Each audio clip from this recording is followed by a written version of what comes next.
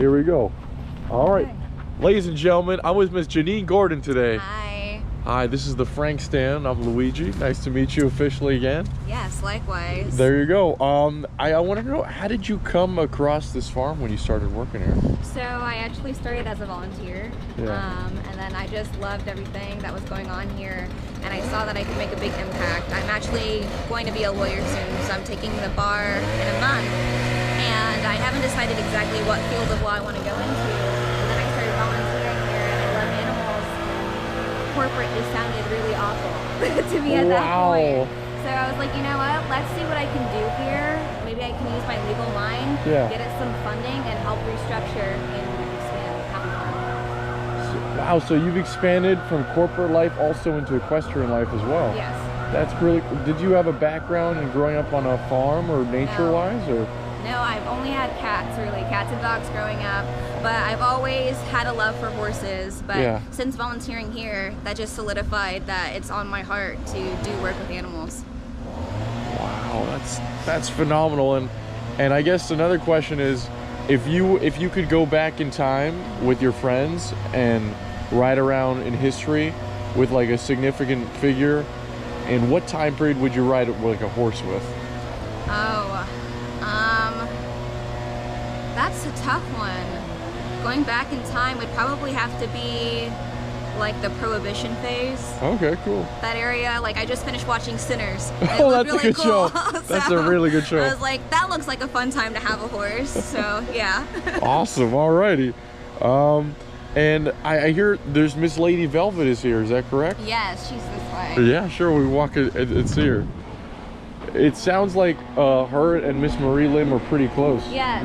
She actually rode Velvet all the way to the station. Oh my gosh. He's down here, but he's doing the blower. Oh, it's okay. Don't worry. Yeah, we keep walking around. This is Mystery. He's somebody that is boarding here, so he's not one of our horses, but people board horses here as well. And that helps with some of the costs to help feed all of the animals as well. And then on this side, we have our donkey and our two big dogs. Whoa, like Shrek, like Eddie Murphy from Donkey? That's so cool. This is Jackson. What's up, Jackson? Is it okay if I pet you, buddy? Yeah. Nice to see you, Jackson. He's usually pretty sweet. What's up, Shrek? Oh my God. Hi, Bubba. What's up, Jackson? Nice to meet you, bud. Boy. Yeah, he's a good boy. Yeah, speaking of interacting with animals, what is something that you think people don't understand about a human's presence around an animal? So, especially equines, they're very good at sensing our nervous system. They can actually feel our heartbeat and tell how we're feeling. So if you're scared, the horse will feel scared. So something that I've learned being here is like, even if I'm scared, I have to I started scared, I'm not even gonna lie. I started scared, but I've gotten a lot braver since being here. But regulating your nervous system, you start to calm down, they start to calm down. Equines are very healing animals, so they have a lot of healing properties. Like there's horse reiki, I think, in the back there. But something I would say that humans don't understand is our impact impacts the animals greatly. Whoa.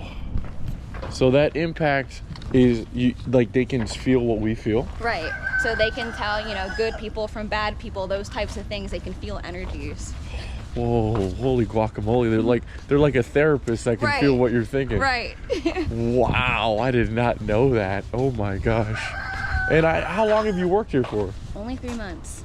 Wow. Only 3 months, and we're starting to do some really big things. So, you know, we're in the process right now of restructuring our business. We want to get a lot of improvements going on. Right. So you're in the middle of, I mean, the farm is always chaos. Every farm is usually always chaos. But we're restructuring here. So we want to do projects with the bullpen, projects with the aviary. So donations and sponsorships help us a lot to get that started. Whoa. Holy guacamole. This is Ferdinand. He's a bull. He's pretty sweet. Ferdinand the bull. That's awesome. And that's Dottie. What's up, Dottie? The llama. Wow. How did you guys come up with the names, or did they already get They're already named. The only one that I named is Ramon. He's a sheep, an aggressive ram. Ramon. Yeah. Holy guacamole. I guess we can walk this way if that's all right. Okay. Yeah, our farm ends here, so it's just these two. Okay, perfect. Yeah, back there is the boarding. Oh, then you're chilling. Company. All right, cool. I don't know, maybe you can share the sentiment, but my favorite movie of all time is Spirit. Horse of the Samurai? Yes, You I know- love that movie. That's a good one. So I've always wondered, like, what things have you noticed pop culture get right about horses, and what we miss about horses? So when I think horse movie, what comes to mind is Spirit. Also, like Secretariat comes to mind. Okay. I think with Secretariat, he was an exceptional horse because of his heart, for Right. example. It was so much bigger than everyone else's. I think that people who are not familiar with the horse world naturally think that maybe every horse is exceptional, and every horse is unique, but you don't know what you don't know, essentially. So there's a lot that I've learned being hands-on here. For example, like Goliath, he's huge, he's intimidating at first. Good to see you, buddy. If you walk around with treats and you're not going to feed them to him, he'll have something to say about it. But I've learned, they don't show those things in the movies. They just show, like, it's a horse that is stubborn, and then it gets better, and then now they're riding into the wind. But in actuality, horses take a lot more time, a lot more patience. You can't force them to want to be around you. It has to be on their time, so it's about respecting them. That is profound. So, like, respect goes a long way. It's like not only Absolutely. human beings, but obviously, like, in horses and other animals Yes. too. Wow, and you got little cats here too. Holy sweet beans in a basket. Holy guacamole. And what are these guys, possums or something? Oh my gosh. We got ferrets. You This got is Velvet. ferrets. Hi, Velvet. Yo, this is like the movie Back to the Barnyard. I don't know if you know that. Yeah, grew up with that one. Oh my Hi, gosh. Velvet. Hi, Velvet. She is a mare, so that means that she's not fixed in any way. So she's very, she can be temperamental, but she is really such a sweet girl. Wow. Yes, you're a good girl. That is crazy. And speaking of being temperamental and like safety, I love riding helmets myself. Like, I'm a huge longboarder, and I see you guys use helmets as well around here.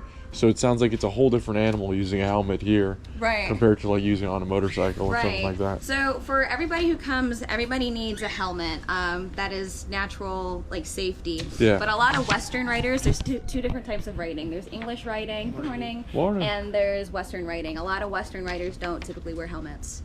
So Oh. here is typically, like, the riders, they're Right. Western, so they don't wear the helmets, but we have our guests wear the helmets to keep Wow, everybody safe. like the Yellowstone kind of Right, Western guys. right. Holy guacamole. All right, and how would you say horses respond to body language compared to what humans respond to body language to? I guess you kind of answered it before. Right. Actually, that makes sense. So I would say, in addition to what I said earlier, body language. So with a horse, for example, with Goliath, if I'm scared, if he walks up to me, if I step back, I lose. So I should only step to the side, because once he learns that he can dominate me, that cycle will continue. If they get away with something once, they're going to keep doing it over and over again. Right. So horses need confidence. You have to be a confident person to be around them. Whoa. Holy guacamole. Yeah. What music gets you what music gets you grooving when you're on the way to work? So I actually listen to a little speaker when nobody's here. It's like Frank Sinatra and Marvin Gaye. Oh, But, cool. yeah. Nice. There you go. Yeah, I That's I awesome. like to keep calm. I like the calm a lot, and I Yeah. think the animals appreciate it as well. Wow. That's awesome. Holy guacamole. All right. Yeah, Marvin Gaye's really good, especially Frank Sinatra. Yeah, Like, I like Under My those Skin. eras. Sade is my favorite. Hey, nice. And your Heroes on Stallions program that they offered animal and equine therapy since 2011. It's free to veterans, and when the economy was fluctuating, you symbolically and literally hopped in your horse and kept the lights on here. How did you guys find the resurgence within to push? I owe that all to Marie. So Marie has a very strong constitution. When she wants something, she's gonna get it. She built this whole establishment by herself. So to answer your question, if something was important to her, like the veteran program, she was gonna make sure that she's going to get it done and get the funding. So I think that was actually the time where she rode Velvet all the way up to Daytona. And part of it was, breaking Velvet in, but it was Yeah. also to bring awareness to the need to help veterans as well. Dang, that's pretty groovy. All right. Is it cool if we have a seat here? Yeah. Thank you.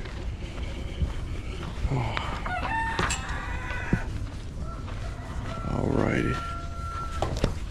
It's fly central over here. I love it. Yes. There When you it's go. warmer, it's even worse.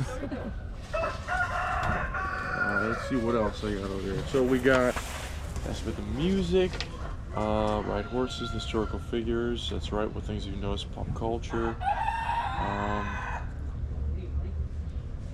I guess for you, like growing up, what has been your victory laps in those moments and knowing what you wanted to do? Like, did you have any significant pieces in your history that you were like, actually, I do want to lead into the corporate life, but I also really do like horses as well? So for me personally, I've always loved horses, but never had access to them. So that's why volunteering was very important to me in terms of things like turn points in my life. So I was a collegiate athlete. I played soccer my whole life, got myself into college through soccer. So I think I've always had the resilience for farm life, for example. So getting out here when I first started getting dirty, I was a goalkeeper, so getting dirty was normal for me. Like it wasn't really, nothing deterred me from here. And I think that for people who decide the farm life is for them, it is understanding discipline. So I align with that as an athlete as well. Discipline, routine, consistency, all those things. Showing up when you don't want to, showing up for something that's bigger than yourself. So I don't have any moments in particular that shifted. I knew that my heart and God's calling on my life was always towards animals. I've always had a connection with animals. So this just kind of set its self up, essentially. Dang, that's pretty cool. It just fell in place. Like it just wrapped up and fell into your hands. Yeah, God was like, hey, and I was like, I'm listening. I'm listening. That's awesome.